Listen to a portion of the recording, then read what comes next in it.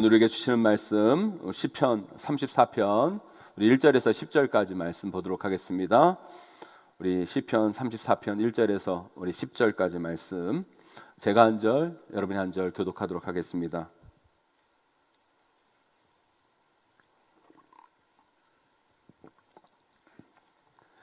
제가 먼저 읽겠습니다. 내가 여호와를 항상 송축하며 내 입술로 항상 주를 찬양하리이다. 내 영혼이 여호와를 자랑하리니 공고한 자들이 이를 듣고 기뻐하리로다. 나와 함께 여호와를 광대하시다 하며 함께 그의 이름을 높이세. 내가 여호와께 간구하매 내게 응답하시고 내 모든 두려움에서 나를 건지셨도다.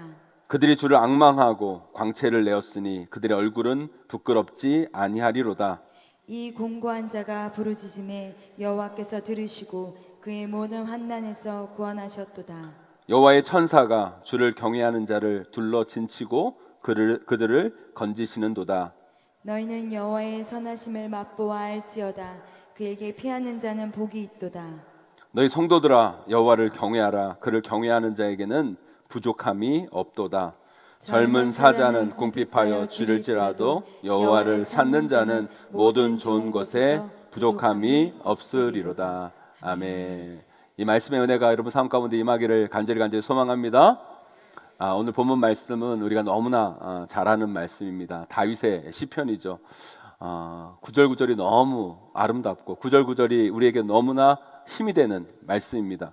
우리 다시 한번 읽어볼까요? 우리 8절 9절 다시 한번 읽어봅니다. 8절 9절 함께 있습니다. 시작. 너희는 여호와의 선하심을 맛보아 알지어다. 그에게 피하는 자는 복이 있도다. 너희 성도들아 여호와를 경외하라. 그를 경외하는 자에게는 부족함이 없도다. 아멘. 너무 멋있고 아름다운 시편이 아닙니까 여러분? 너희는 여호와의 선하심을 맛보아 알지어다. 아멘. 그에게 피하는 자는 복이 있다. 젊은 사자는 궁핍하여 줄일지라도 여호와를 찾는 자는 모든 것에 부족함이 없으리로다. 아멘. 너무 아름답고 멋있는 시편이에요. 그런데요, 우리 시편 34편 맨 위를 이렇게 가서 보세요. 이 시편 자체는 되게 멋있고 아름다운 구절을 담긴 시편인데요, 이 시를 다윗이 썼을 때는요 정말 그렇게 멋있고 그렇게 좀 당당하고 그렇게 아름다운 그 시절에 쓴 시가 아닙니다. 어떨 때 그 시를 썼습니까? 이 파란 글씨로 나와 있는 걸 한번 읽어보세요. 뭐라고 써 있어요? 다윗이 아비멜렉 앞에서 미친 채 하다가 쫓겨나서 지은 시. 미친 채 하다가 쫓겨나서 지은 시가 오늘 본문의 말씀입니다. 이 시 구절은요 너무너무 멋있고 아름다운 구절인데, 이 시를 쓰고 있는 지금 다윗의 상황과 형편은 그리 아름답고 좋은 형편이 아닙니다. 지금 다윗이 무슨 채 한다고요? 미친 채 하다가, 그것도 어떻게요? 미친 채 하다가 쫓겨나가지고 이 시를 쓰고 있는 거예요. 도대체 어떤 상황이길래 다윗은 미친 채를 하고 그러다가 쫓겨났을까? 그 상황이 어떤 상황인가를 우리가 알아볼 필요가 있어요. 그럼 다윗이 골리앗을 물리치죠. 그 블레셋의 그 위대한 장수 골리앗을 물리칩니다. 그 물리치고 나서 이스라엘 백성들 가운데 이 다윗을 칭송하는 소리가 막 들려옵니다. 사람들이 외치죠. 뭐라고 외칩니까? 사울은 천천히요, 다윗은 만만이다. 사울이 천천밖에 안 되고 다윗은 만만이라고 그래요. 그 이야기를 듣고 왕은 난데 내가 더 높임을 받아야 되는데 다윗이 더 높임을 받은 거 보면서 열등감에 사울이 사로잡힙니다. 그래서 자기 자신의 자리가 위협받을 것 같으니까 이 다윗을 정적으로 규정하고 이 다윗을 죽이려고 그래요. 이 권력이라는 건요 이렇게 무서워요. 이 자식하고도 나눌 수 없는 게 권력이잖아요. 이 다윗의 인기가 하늘을 치솟는 그런 것을 보면서 결국 사울이 너무 불안한 거예요. 그래서 다윗을 죽이려고 합니다. 근데 그 계획을 사울의 아들 요나단이 알아요. 다윗의 친구인 요나단. 그래서 다윗에게 말해줍니다. 우리 아버지가 너를 지금 죽이려고 한다. 그 소리를 듣고 다윗은 어떡합니까? 불이 나게 아무것도 챙기지 못하고 도망치게 돼요.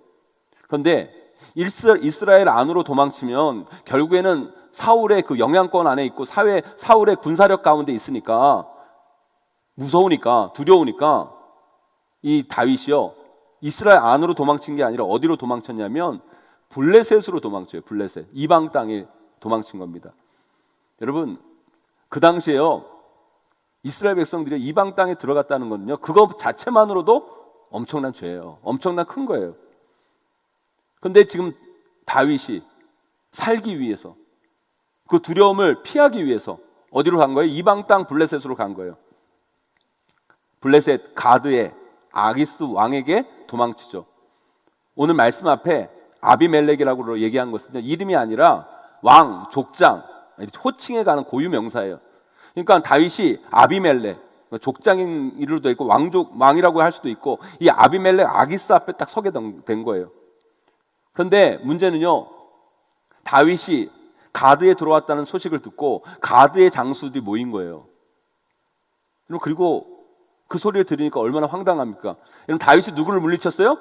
블레셋의 장수 골리앗을 물리친 사람이에요. 그런데 지금 블레셋에 와 있는 거예요. 그러니까요 다윗은 어떻게 보면 블레셋의 원수예요. 원수 같은 사람이에요. 그러니까 가드의 장수들이 모여서 난리를 친 거죠. 다윗이 누군데 블레셋 장수 골리앗을 죽인 사람인데 감히 그 사람이 어떻게 블레셋에 올 수 있는가? 라고 얘기하면서 다윗의 망명을 장수들이 거부를 합니다. 그런 상황 속에서 다윗이 또 신변의 위협을 느끼는 거예요. 사울 피해서 살기 위해 도망왔는데 잘못하면 이방 땅 이 블레셋에서 죽게 되겠다. 그런 겁이 나는 거예요. 그래서 다윗이 그 자리에서 머리를 씁니다. 그래서 어떻게 합니까 여러분? 거기서 미친 척을 한 거예요. 살기 위해서 침을 질질 흘리면서 벽을 긁적긁적 긁으면서 미친 척을 하는 거예요 여러분. 그러니까 가드왕 아기스가 이런 말을 하는 거예요. 아니 우리 블레셋에 미친 사람이 없어서 여기 미친 사람을 또 하나 두겠느냐? 빨리 내쫓아버려라.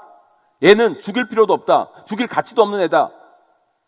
그래서 쫓겨난 거예요. 그래서 다윗이 구사일생으로 목숨을 구하고 거기서 빠져나오게 되는 거죠. 그런 비참한 상황 속에서 쓴 시편이 오늘 이 시편 34편의 말씀이라는 거예요. 사랑하는 성도 여러분, 우리 삶은요 장애물 경기와도 같아요. 어떻게 보면 삶을 살아가다 보면요 우리 삶에 나타나는 장애물들이 있어요. 그 장애물들을 우리는 하나하나 넘어가야 하는 것이 우리의 인생이에요 여러분. 그렇죠 여러분? 이 한 곱이 넘기면 이 한 곱이 또 넘어야 되고 이 한 곱이 넘으면 또 이 한 곱이 넘어야 되고 우리 삶의 곳곳에는요 장애물이 있어요. 사람들은요 누구나 자기에게 마주오는 그 장애물을 뛰어넘기 위해서 열심히 살아갑니다. 그런데요 그 장애물을 뛰어넘으면 또 다른 장애물이 우리 인생 가운데 덮쳐옵니다. 우리는 그 장애물을 뛰어넘기 위해 또 안간힘을 쓰죠. 그런데 그 앞에 또 장애물이 생기고 그것이 우리에게 두려움으로 다가옵니다. 그래서 힘든 게 우리의 인생이에요 사실. 그런데요 여러분 우리 앞에 다가오는 그 장애물보다 더 중요한 건 뭐냐? 그 장애물을 어떻게 뛰어넘느냐가 너무너무 중요한 거예요. 여러분 신앙이라는 건요 반응이에요. 반응. 이 사람이 어떤 반응을 하느냐를 보면 이 사람이 정말 신앙의 사람인가, 이 사람의 신앙의 수준이 어떤 수준인가를 알 수 있는 거예요. 어떤 사람이 고난이 딱 찾아오면 사람들이 반응해요. 그 고난에 대해서 반응을 하는 거예요. 어떤 반응을 하느냐 보면 이 사람이 어떤 사람인가가 거기서 규정되는 거예요. 그런데 대부분의 사람들이 고난이 딱 다가오면 어떤 반응을 하는 줄 아십니까? 이건 예외가 없어요. 고난이 딱 오고 문제가 없고 어떤 상황이 딱 처해지면 사람들이 대부분 하는 반응이 있는데 그 반응은 뭐냐? 본능적 반응이에요. 본능적 반응. 이건 어느 누구도 예외가 없어요. 예수 믿는 사람도 안 믿는 사람도 다 본능적 반응을 다 하게 되어 있어요. 왜요? 우리 안에는 다 뭐가 있기 때문에? 본능이 있기 때문에. 여러분 어떤 문제와 상황이 펼쳐지면 우리 본능이 작동합니다. 그 본능이 뭐예요? 두려워하거나 화를 내거나 절망하거나 어떻게든 살려고 하거나 이런 것들이 본능적 반응이죠. 오늘 본문에 다윗이 왜 블레셋으로 갑니까? 블레셋 가서 왜 미친 척을 해요? 왜요? 살기 위해서 그런 거예요, 여러분. 살기 위해서. 우리는 본능적으로 살기를 원하는 거예요. 그래서 여러분, 다윗은 살기 위해서 그 두려움을 극복하기 위해서 본능적 반응을 하며 한 단계 한 단계 인생에 다가오는 그 장애물을 하나하나 넘어간 거예요. 그런데 생각해 보세요, 여러분. 이런 본능적 반응을 하면서 한 단계 한 단계 살아가는 그 다윗의 모습을 보세요. 얼마나 초라합니까? 얼마나 비참합니까? 얼마나 없어 보여요, 여러분. 여러분, 이 장면을 보면서 여러분 다윗의 위대함이 보이십니까, 여러분? 여러분, 이 장면을 보면서 다윗이 골리앗을 물친 사람이라고 어떻게 상상할 수 있겠어요, 여러분? 그럼 그런 모습이 보입니까, 여러분? 그런 모습이 안 보인다는 거예요. 여러분, 우리가 인생을 살아가면서 우리 앞에 놓여진 여러 가지 장애물, 고난이라고 얘기할 수 있고 문제라고도 얘기할 수 있는 그런 것들이 찾아왔을 때 우리가요, 그것에 대해서 대부분 본능적 반응을 하게 되어 있어요. 그러나 여러분, 본능적 반응만 하고 살면요, 우리의 인생은 이처럼 비참해지는 거예요. 이렇게 초라해지는 거예요, 여러분. 그런데 여러분, 신앙이 있다는 건 뭔지 아세요? 여러분, 우리에게 신앙이 있다라는 건 뭐냐면, 그런 상황이 왔을 때, 그런 장애물이 우리 가운데 왔을 때, 그런 고난이 우리 가운데 왔을 때 우리 안에도 본능적 반응이 일어나지만 그 속에서도 믿음의 반응을 놓치지 않는 게 믿음의 사람 모습이고 신앙이라는 거예요, 여러분. 여러분, 우리에게도 예수 믿는 우리에게도 본능이라는 게 있잖아요, 여러분. 질병이 오면 살고 싶은 마음이 있고, 여러분, 그죠? 경제적인 문제가 닥치면 어떻게든 그 문제를 극복해서 잘 살아보고자 하는 마음도 있고, 여러분. 어떤 큰 문제가 우리 삶 가운데 다가오면 두려운 마음도 있고, 다 본능이 우리 가운데도 작동을 합니다. 그러나 여러분, 우리가 정말 믿음의 사람이라고 얘기할 수 있는 것은요, 그런 문제가 우리 가운데 다가왔을 때 본능적 반응만 보이는 것이 우리의 삶이 아니라 믿음의 반응을 보여야 된다는 거예요. 나에게 있는 본능에 의해서만 움직이는 것이 아니라 하나님이 원하신 대로 반응하는 것, 그게 믿음의 반응이라는 거죠. 그럼 다윗에게 사울이 죽이려는 고난의 상황이 펼쳐집니다. 그때 그 인생에 고난과 장애물이 다가와요. 근데 그는 어떻게 반응합니까? 본능적으로 반응해요. 살기 위해서, 두려우니까 어떻게든 살려고 블레셋으로 도망갑니다, 여러분. 그 장애물을 넘으면 끝날 줄 알았어요. 그런데 또 다른 장애물이 나타나죠. 블레셋 장수들이 이제는 또 다윗을 죽이려고 해요. 꼭 그 죽음의 위협 앞에서 살기 위해서 어떻게 해요? 미친 척합니다. 벽을 끈적끈적 그립니다.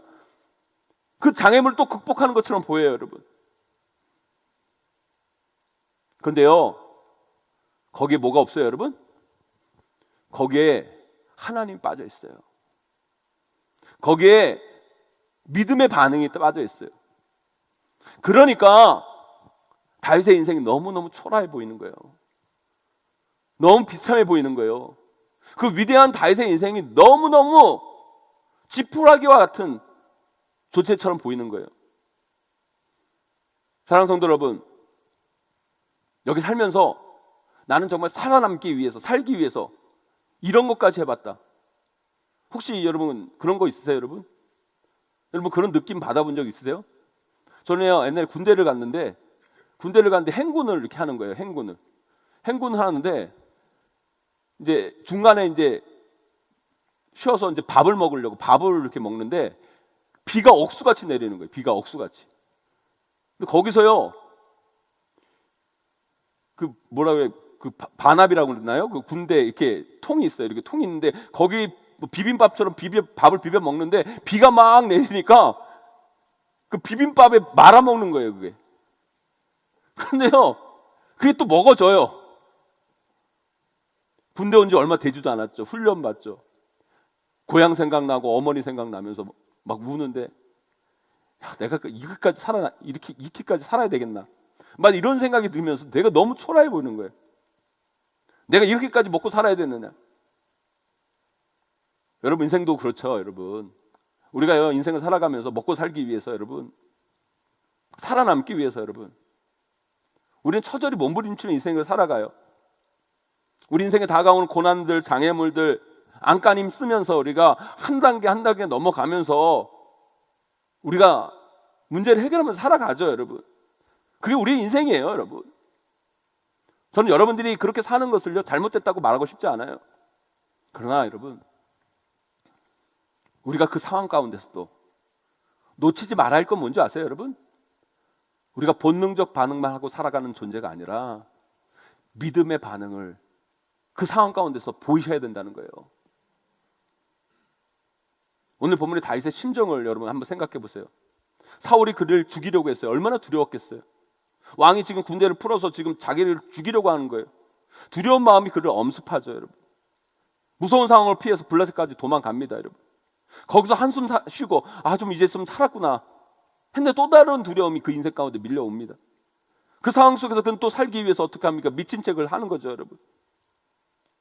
그 골리앗, 그 어마어마한 그 골리앗을 죽인 장수 다윗이, 이스라엘 영웅 다윗이, 성경의 위대한 인물 그 다윗이 살아남기 위해서 침을 질질 흘리면서 벽을 벅벅 긁으면서 살아남기 위해 미친 척을 합니다. 여러분, 그 속에서 쓴 시가 바로 오늘 시편의 말씀이에요. 그런데 오늘 시편의 한 구절을 한번 읽어봤으면 좋겠어요. 우리 8절 말씀 함께 읽어봅니다. 8절 말씀 함께 있습니다. 시작. 너희는 여호와의 선하심을 맛보아 알지어다. 그에게 피하는 자는 복이 있도다. 여러분, 여기서 다윗이 복을 이야기해요. 여러분, 피하는 상황은 절대 어려운 상황이지 복된 상황이 아니에요. 지금의 다윗의 상황이 어떻게 복되다라고 얘기할 수 있어요? 생각해 보세요. 아니, 미친 채 하다가 겨우 살아남아서 돌아온 건데 다윗이 살아남아서 하나님 감사합니다 이런 생각으로 시편을 썼을까요? 그게 아니에요, 여러분. 지금 다윗은요, 처참하고 비참하고 내가 이렇게까지 살아야겠나라는 상황 가운데 놓여 있는 거예요. 그때 깨달음을 적고 있는 말씀이 시편 34편의 말씀이에요. 여러분, 그가 그때 어떤 깨달음, 어떤 깨우침을 얻었을까요, 여러분? 그것을 알아야 돼요, 여러분. 다윗이 이 사건을 통해 자신이 인생에서 정말 깨닫게 된 중요한 깨달음이 무엇인가를 우리는 알아야 된다는 거예요, 여러분. 그게 뭔지 아세요, 여러분? 우리 인생 가운데, 자기 인생 가운데 인생의 자모임을 고난은 끊임없이 찾아오는데 그 위험에서 살아남기 위해서 나름 노력해보고 애써봤지만 결국에는 그것은 참된 해결책이 아니었다라는 걸 다시 깨달은 거예요. 그러면서 다윗이 고백하기를 뭐라고 고백하냐? 내 나름대로 그것을 넘기 위해서 내 본능적으로 그 문제들을 해결하기 위해 애쓰는 것들, 그러면 문제가 해결될 거라고 생각했지만 그게 해결책이 아니라는 거예요. 오직 우리 인생의 참된 해결책은 여호와께 있다는 거예요. 여호와 하나님께 나의 해결책이 있다. 그걸 깨달은 거예요, 다윗이. 그걸 깨닫고 고백하는 거죠. 인생의 참된 복은 인생의 장애물을 넘는 게 중요한 것이 아니라 그것보다 더 중요한 것은 그 장애물을 어떻게 넘느냐. 여호와 하나님께 근거를 두고 여호와 하나님을 바라보면서 여호와 하나님을 의지하는 자가 참된 복을 누린다. 사랑하는 성도 여러분, 오늘 말씀을 통해서 저와 여러분도 그것을 깨닫게 되기를 주님의 이름으로 간절히 축원합니다. 우리 인생에도 끊임없는 위험과 장애물이 있어요, 여러분. 여러분 인생 가운데 있잖아요, 여러분. 지금 그걸 여러분들은 넘고 계시는 거예요. 때로는 아둥바둥, 비참하게, 처절하게 한 고비 한 고비 넘고 계시잖아요. 그런데요, 그 고비를 넘을 때 우리는 기억해야 돼요. 우리는 믿음의 사람이라는 거예요. 하나님의 사람이라는 거예요. 여러분, 그 장애물을 넘을 때 하나님이 빠져 있으면 안 된다는 거예요. 여러분, 특별히 우리가 자녀를 교육하는 걸 한번 생각해 보자고요. 여기 중고등학교 학생을 자녀를 둔 부모님들 계시잖아요. 아마 그 부모님들은 아마 이렇게 생각할 거예요. 우리 자녀들이 대학이라는 장애물만 극복하면 이제 잘 될 거야. 잘 풀릴 거야. 좋은 대학만 가면 이 아이 인생이 그냥 뻥 뚫려서 대로처럼 열려질 거야. 그러나 여러분, 그것은 우리의 인생의 위험이 끝납니까, 여러분? 또 다른 장애물이 없어요, 여러분? 좋은 대학 들어가면요, 조금 좋다가 그 아이 졸업할 때쯤에 되면 또 다른 장애물이 찾아오는 거예요. 넘어야 할 장애물. 좋은 직장 취직해야 될 텐데. 취직이라는 장애물이 우리 자녀를 키우는 부모들 앞에 있어요, 여러분. 취직하면 끝나나요, 여러분? 아니죠. 이 아들 시집장가 보내고 이 아이들 어떻게든 가정 이루게 해야 되잖아요. 그래서 우리 부모님들 마음에는 불안이 생깁니다. 두려워요. 이 아이들 이러다가 평생 혼자 사는 거 아닌가? 그런 불안과 두려움, 장애물이 우리 가운데 놓여져요. 그럼 어떻게든 자녀들 결혼시켰어요. 결혼시키면 끝납니까? 또 다른 장애물이 우리 자녀들 인생 가운데 찾아옵니다, 여러분. 그 두려움은 더 배가 되고, 여러분. 그 불안과 두려움 가운데 살아가는 것이 우리의 인생이라는 거예요. 제가 지금 여러분에게 무슨 말씀을 드리냐면, 여러분, 우리가 우리 인생의 장애물 앞에서 본능적인 선택을 하고 하나님 빠진 선택을 하면 뭔가 해결되는 것 같고 풀리는 것 같지만 결국에는요, 우리 마음 가운데 참된 기쁨이 없는 거예요. 당당함이 없는 거예요. 뭔가 우리 삶 가운데 하나님의 선하심이 없는 거예요, 여러분. 다윗이 했던 착각을 우리도 할 수 있다는 거예요, 여러분. 사울이라는 인생의 장애물을 극복되면 내 인생은 탄탄대로일 거다. 이 장애물만 넘으면 아니요. 다윗이 그렇게 해봤더니만 자기에게 남는 건 허탈감 뿐이었고 내 인생은 또 다른 장애물이 내 앞에 놓여질 것이다 라는 두려움만 남는 거예요. 그때 하나님은 다윗에게 깨달음을 주십니다. 그 깨달음이 뭐예요? 너희는 여호와의 선하심을 맛보아 알지어다. 그에게 피하는 자는 복이 있도다. 여러분, 우리가 인생을요, 우리의 본능에 따라서 우리의 생각만을 가지고 한 곱이 한 곱이 넘어가면요, 절대 여호와의 선하심을 맛보아 알지 못해요, 여러분. 어떤 문제 앞에서, 어떤 장애물 앞에서 믿음의 반응을 보일 때 여호와의 선하심을 맛보아 알게 되는 거예요, 여러분. 젊은 사자는 궁핍하여 줄일지라도 여호와를 찾는 자는 모든 좋은 것에 부족함이 없으리로다. 아멘. 사랑하는 성도 여러분, 저는 여러분 가운데 이런 다윗과 같은 깨달음이 있게 되기를 주님의 이름으로 간절히 축원합니다. 우리 인생의 장애물 끊임없어요. 어떻게든 근근히 그 장애물을 우리는 넘어서려고 하죠. 그는 힘만 들어요. 고통스러워요. 괴로워요. 삶이 행복하고 기쁘지 못해요. 당당하지 못해요, 여러분. 우리는 그런 인생이 아니라 좀 다른 인생, 역동적인 인생, 젊은 사자와 같은 인생을 살아야 돼요, 여러분. 저는 이 이야기를 들으면서 우리 하나님이 우리를 그렇게 인도하신다는 느낌을 받아요. 하나님은 전지전능하십니다. 아멘? 그럼 우리에게 모든 것을 해주실 수 있는 분이에요, 여러분. 그러나 우리 하나님은요, 우리에게 모든 것을 주시지 않으시고 단지 그의 선하심만을 보여주세요. 그래서 여러분 삶 가운데 봐야 돼요. 그래서 맛보셔야 돼요, 여러분. 여러분 인생에 다가오는 장애물을 여러분 어떻게 넘느냐에 따라서 여러분 여호와의 선하심을 맛보느냐 안 보느냐가 결정이 되는 거예요, 여러분. 우리는 기도는 늘 이런 기도죠. 하나님, 내 앞에 이 장애물을 치워주십시오. 하나님, 내가 이 장애물을 넘게 해주십시오. 이 장애물을 피하게 해주십시오. 내 삶 가운데 이 장애물을 거두어 주십시오. 우리의 기도가 바뀌어야 돼요. 하나님, 내 앞에 있는 이 장애물, 내가 믿음의 선택을 통하여서, 넘어감을 통하여서 하나님의 위대하심을 맛보게 하여 주시옵소서. 이 장애물을 내가 믿음을 가지고 힘있고 기쁘게 뛰어넘기를 통하여서 하나님의 역사가 어떤 것인지 보게 하여 주시옵소서. 다윗은 그걸 알았어요. 인생을 걸어오면서 그걸 깨달은 거예요. 내가 장애물을 살아남기 위해서 본능적으로 그것을 넘고자 하면 내 인생은 더 비참해지는구나. 그게 답이 아니구나. 내 인생의 장애물 앞에서 참된 답은 여호와께 피하는 거구나. 하나님 원하신 그 자리에 서는 거구나. 거기로 나아가는 자가 복된 거구나. 내가 믿음의 방언을 하며 살아갈 때 거기서 하나님의 선하심을 맛보아 아는 거구나.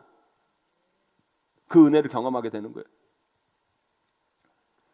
코로나 바이러스 여러분, 진짜 지긋지긋해요. 코로나 이놈의 코로나. 여러분도 지긋지긋하죠, 여러분.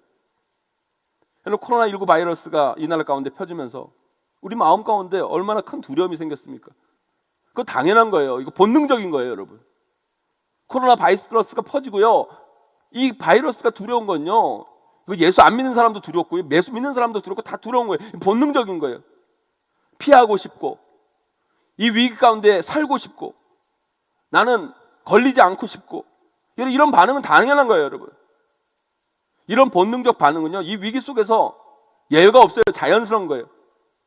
그런데요, 우리가요 이런 반응만 하고 살면 우리 인생은요 계속 더 초라해지고 비참해지고 무기력해지고 두려워지고 답답해져가는 삶을 살 수밖에 없어요. 그리고 여러분, 이 코로나 끝나보세요. 여러분, 이 코로나 끝나면 문제가 다 해결될 것 같습니까? 여러분, 또 다른 문제가 우리가 덮치면 또 우리가 여러분 거기서 살아남기 위해서 여러분 그렇게 반응하겠죠. 우리 본능에 따라. 여러분, 이건요 믿음의 사람이 사는 삶의 방법이 아니에요. 여러분, 믿음의 사람이 살아갈 삶의 여러분 루트가 아니에요. 여러분, 이 상황 속에서 우리는 이런 본능적 반응만을 보이는 것이 아니라 믿는 자로서의 믿음의 반응을 보여야 돼요. 하나님이 이 상황 속에서 우리에게 원하시는 반응, 하나님 기뻐하시는 반응, 그것을 고민할 수 있고 생각할 수 있고 그것을 행하는 것, 그것이 바로 이 코로나 사태 속에서 우리가 해야 할 일이라는 거예요. 코로나가 요즘 또 확산되면서 문자도 많이 오고 뉴스에 이런저런 이야기도 많이 나옵니다. 솔직히 담임 목사로서 저는 그런 걱정이 있어요. 솔직히 그런 두려움이 있어요. 본능적으로 그게 있어요. 우리 교회에 확진자가 나오면 어떡하나, 확진자가 나오면 담임 목사로서 그걸 감당하는 게 솔직히 두렵고 무서울 때가 있어요. 마음이 너무너무 불편해요. 그래서 솔직히 말해서요, 담임 목사로서 가장 속편한 건요, 이 사태가 종실 때까지 우리가 안 모이고 온라인으로 계속 예배 드리는 거예요. 그럼 제일 속편해요. 몇 주 동안 그렇게 우리가 온라인 예배를 드렸잖아요. 예배를 드리니까 육체적으로는 진짜 편하더라고요. 그런데 하면서도 제 마음 한켠이 너무 불편해요. 그리고 계속 고민이 되는 거예요. 이 사태 속에서 정말 하나님이 원하시는 걸 뭘까? 우리 성도들의 건강을 지키고 우리 성도들의 신앙을 지키기 위해 우리 교회는 어떤 선택을 해야 될까? 우리는 어떻게 예배를 드려야 될까? 언제 현장 예배를 시작해야 될까? 끊임없이 이런 고민들이 계속 내 안에 생겨나는 거예요. 왜 그래요, 여러분? 우리는 믿는 자들이잖아요, 여러분. 우리는요, 세상의 고난 속에서요, 세상 사람들처럼 본능적 반응만 하고 살 수 있는 사람이 아니에요. 우리는 믿음의 반응을 하고 살아가는 사람들이에요, 여러분. 그래서 세상 사람들이 안 하는 고민을 우리는 하고 있는 거예요. 세상 사람들은 쉽게 이렇게 이야기합니다. 아니, 예배 그까짓 거 안 드리면 되지. 왜 그렇게 기독교인들은 왜 그렇게 예배 드리냐고 난리냐고. 댓글 가보세요. 다 그런 얘기예요, 여러분. 이런 본능적 반응만 하고 사는 사람들에게 예배는 그까짓 거죠, 여러분. 그까짓 거. 그런 사람들에게는 예배가 그까짓 것일지 모르겠지만 우리 믿음의 사람들에게 있어서는 예배가 전부예요, 여러분. 그래서 우리는 끊임없이 고민하는 거예요. 믿음의 고민을 하는 거예요. 이 사태 속에서 본능적으로 우리가 살아남아야 되고 건강을 지켜야 되지만, 그러나 이 사태 속에서 정말 하나님이 원하시는 건 뭘까? 우리가 어떻게 예배할 건가? 어떤 모습으로 예배할 건가? 우리 가운데 끊임없는 이런 고민들이 있어야 된다는 거예요. 이것조차 안 하는 거? 그리고 여러분, 이것조차 안 하고 여러분 우리가 그냥 본능에 따라 살아가는 거? 그건 믿음의 사람의 반응이 아니에요. 믿음의 사람의 삶이 아니에요, 여러분. 다윗이 오늘 말씀에서 그걸 깨달은 거예요. 다윗은 아마 이 상황 속에서 자신이 골리앗을 죽였던 사건을 떠올렸는지도 모르겠어요. 그때 그 골리앗 앞에서, 블레셋 앞에서 당당했던 다윗. 그러나 지금 블레셋 왕과 장수 앞에서 민치하면서 부끄러워한 다윗. 그 차이는 뭔가 아마 생각했을 거예요. 여러분, 골리앗을 물리쳤을 때는요, 그 여호와 하나님의 능력을 믿고 그분을 바라보며 그 장애물 앞에서 당당하게 여러분 다윗은 믿음의 선택을 한 거예요, 여러분. 그때 그는 그곳에서 여호와의 선하심을 맛보아 알았어요, 여러분. 그러나 인생의 그 장애물 앞에서 비참하게 본능적 반응만 하고 살아가는 그 자신 가운데 남는 것은 여호와의 선하심이 아니라 오히려 그의 비참한 뿐이었다는 거예요. 그것을 깨달은 거죠. 사랑하는 성도 여러분, 여러분요, 여러분 인생의 장애물 앞에서 여러분들 어떤 선택을 하며 살아가실 겁니까? 여러분은 여러분 인생의 장애물을 대하며 어떻게 그 장애물을 대하실 겁니까, 여러분? 저는요, 여러분 앞에 놓여진 그 인생의 장애물이 여호와의 선하심을 맛보아하는 계기가 되기를 소망합니다, 여러분. 하나님이 주신 그 복이 어떤 것인지 경험하는 매개체가 되기를 간절히 축원합니다, 여러분. 우리는 그 장애물을 나의 본능만으로 근근히 넘는 인생이 아니라 그 장애물을 믿음의 선택으로 힘차게 박차고 오르는 인생의 됨을 통해 하나님의 위대한 기적을 여러분 인생 가운데 반드시 맛보기를 소망합니다. 우리 10절 말씀 다시 한번 읽어보도록 하겠습니다. 10절 말씀 함께 있습니다. 시작. 젊은 사자는 궁핍하여 줄일지라도 여호와를 찾는 자는 모든 좋은 것에 부족함이 없으리로다. 아멘. 여러분 이상하지 않습니까, 여러분? 아니, 젊은 사자가 왜 궁핍합니까, 여러분? 안 그래요, 여러분? 젊은 사자는 힘 있죠, 빠르죠, 날카로운 손톱, 발톱이 있죠, 이빨 가졌죠. 젊은 사자가 왜 궁핍하여 줄입니까? 문장에 말이 안 되는 거예요. 그러나 인생을 살아보면 알아요. 그게 무슨 말인지. 여러분, 젊은 사자가 왜 궁핍한지 알아요, 여러분? 네, 우리는 늘 궁핍하게 되어 있어요. 어떤 사람이든 예외가 없어요. 강한 사람이든 약한 사람이든 예외가 없습니다. 그러나 젊은 사자는 궁핍하여 줄이지만 여호와를 찾는 자는 승리합니다, 여러분. 우리의 삶은요, 각자 상황과 형편이 다 달라요. 어떤 이는 큰 장애물이 있고 어떤 이는요, 장애물이 낮아요. 쉬워 보여요. 내 인생의 장애물은 왜 그렇게 높을까? 힘들까? 그런 생각하십니까, 여러분? 그 장애물이 높으면 높을수록 더 좋은 거예요. 왠지 아세요? 그것이 높으면 높을수록 우리는 더욱더 빨리 깨닫게 되는 거예요. 내가 넘을 수 없구나. 그리고 그 하나님을 바라보게 되는 거예요, 여러분. 여러분 삶에 아무 걱정도 없고 두려움 없고 편안도 없고 편안하면 우리 삶이 만사 형통인 줄 아세요, 여러분? 그런 삶은요, 힘이 없는 삶이에요. 사랑하는 성도 여러분, 영원하지 않는 걸 의지하는 존재는 결국 삶의 끊임없는 불안과 두려움의 노예가 될 수밖에 없어요. 그러나 영원하신 그 하나님을 의지하는 존재, 그분께 피하는 자, 여호와의 선하심을 맛보아 아는 자는 참된 인생의 승리를 경험하는 자가 될 줄 믿습니다. 오늘 다윗은 고백합니다. 이제 내 삶에 어려움이 있을 때 그 문제를 어떻게든 극복하기 위해 반사적으로 내가 본능적 선택을 하며 살아가는 인생이 아니라 나는 나의 문제가 왔을 때 여호와께 피하겠다. 하나님이 원하시는 선택을 하겠다. 여호와 하나님을 의지하겠노라. 그 귀중한 깨달음을 하고 쓴 시가 바로 시편 34편의 말씀인 거예요. 사랑하는 성도 여러분, 이 다윗의 고백이 여러분의 고백이 되기를 소망합니다. 이 복을 맛보아하는 여러분들에게 소망합니다. 힘들고 어려운 인생 속에서 끊임없이 찾아오는 인생의 장애 가운데서 두려워하지 마시고 그걸 어떻게든 넘고 보자고 본능적 선택만 하는 인생이 아니라 믿음의 당당한 선택을 함을 통해서 여러분 인생 가운데 여호와의 살아계심, 여호와의 선하고 선하심을 맛보아하는 위대한 인생으로 살아가는 저와 여러분 되기를 간절히 축원합니다.